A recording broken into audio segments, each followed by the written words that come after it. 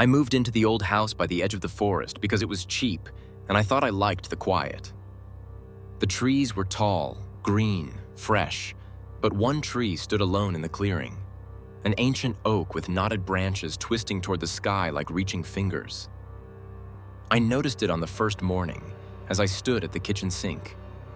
The tree was massive, leaf-heavy even in late summer, but it was silent.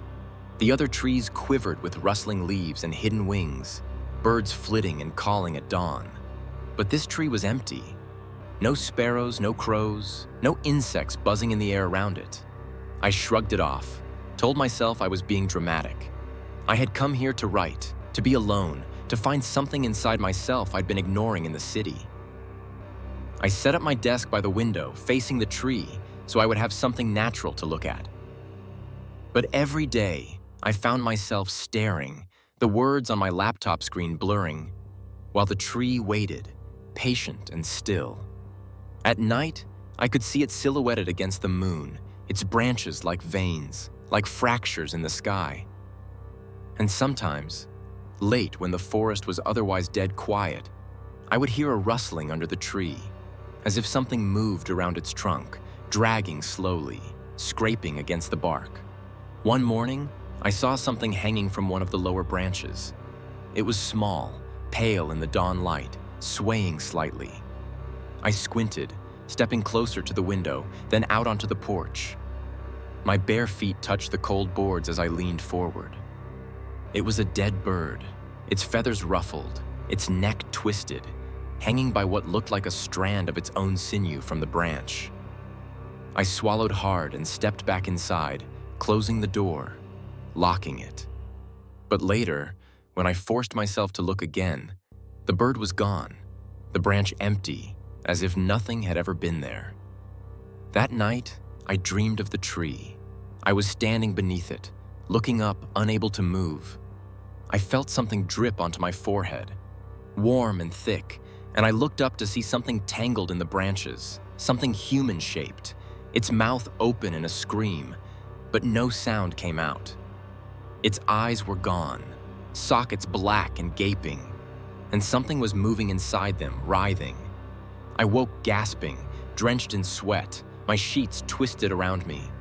The moonlight fell through the window, illuminating the tree. I tried to look away, but I couldn't. The branches swayed though there was no wind. I thought I saw a face, pale and smiling, just for a moment, before it dissolved into the bark. The next day, I found footprints beneath the tree. They were mine, I realized, but I had no memory of standing there. The ground was disturbed, like something had been digging. I forced myself to look, to see what was there. I found a small hollow, like a grave, and inside it was a pile of feathers, black and gray, stuck together with something dark, something that smelled of iron. I stumbled back and scrambled away, but my eyes were caught by something in the roots. It was a mirror, small, old, the glass fogged with dirt. I picked it up before I could think, and when I looked into it, I saw the tree behind me. There were people in the branches, dozens of them, hanging like broken fruit, their limbs swinging gently. Their mouths moved, and I realized they were whispering. I dropped the mirror, and the sound seemed to echo, carried away by the silent air. The tree didn't move, but I felt something crawl up my spine, like cold fingers brushing the back of my neck. That night, I heard them, the whispers outside, scratching voices calling my name, begging me to come out, to stand beneath the tree. I saw the branches tapping against the glass, though the tree was too far to reach, the shadows sliding over the walls, stretching, reaching for me. I sat with my back to the wall, watching the window. At some point, I must have fallen asleep, because I dreamed again.